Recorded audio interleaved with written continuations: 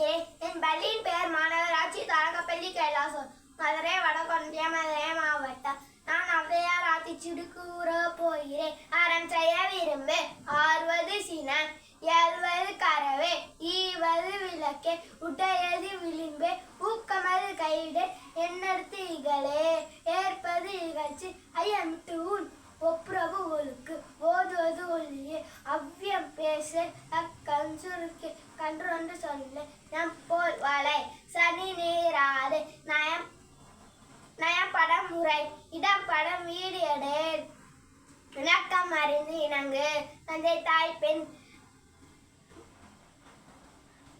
நன்றி வரவே, வருவதே பரிசு, மண்பைந்து உன்னேல்,